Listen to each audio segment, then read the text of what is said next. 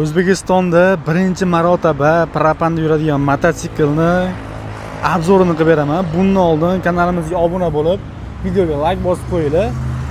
Bunaqasini O'zbekistonda umuman ko'rmagansizlar. O'rta Osiyoda ham bo'lmasa kerak. Xullas, ko'rishingiz mumkin. Orqasiga mana 10 litrli propan uстановка qilganmiz. O'ta ham idealniy chiqqan. Mana holatlari bu yerda mana datchiklarni ko'rib tursalar bo'ladi. Orqasidan mana bu yerdan zapravka qiladi. Bunaqasini akalar mototsiklda hech tasavvur qilganmisizlar? Qaranglar, mototsiklimiz 125 kub. O'zi aslida mototsiklimizni benzin rasxoti unchalik ko'p emas. 100 kilometrga 2,5-3 litr rasxot qiladi. Lekin biz buni eksperiment sifatida motorini tekshirish uchun propan uстановка qildik 10 litrlik va shu 10 litrlikda mototsiklimiz 200 kilometr masofani bosib o'tadi. Polniy zapravka qilganda 300-400 kilometr masofa bosib o'tadi.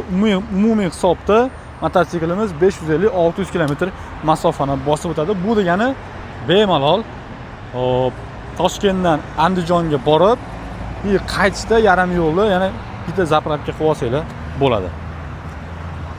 Nima deyapti endi akalar? Bu videoni обязательно studentlar, ya'ni kuryerlar ko'rsin. Mana dastlabki uchun juda ham qulay, bitta polniy zapravka qilib oladi. Bemalol xohlagan manziliga mana bir hafta yursa bo'ladi. Mana ko'rishingiz mumkin. Oldida reduktorlar joylashgan. Xo'p, mototsiklimizni narxlari ham o'ta skidkaga tushgan. Xo'p, kim shu mototsiklga qiziqadigan bo'lsa, sotiladi ham, kimdir do'konimizga kelib mototsiklmi, skutermi, mopedmi xarid qilsa, mana agar zakaz qilsa, propanni ham, metanni ham uстановка qildirib beramiz. Ko'rishingiz mumkin. Mana tablolari hamma yo'g'i moshniy chiqqan.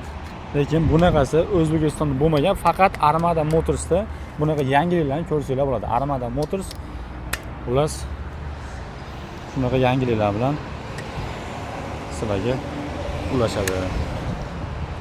Xo'p, videomiz yoqqan bo'lsa, обязательно like bosib qo'yinglar. Bundan qiziq videolarni o'tkazib yubormaslik uchun profilimizga obuna bo'lib qo'ysanglar, xudo xolasa bundan ham zo'r yangiliklarni chiqarishda davom etamiz.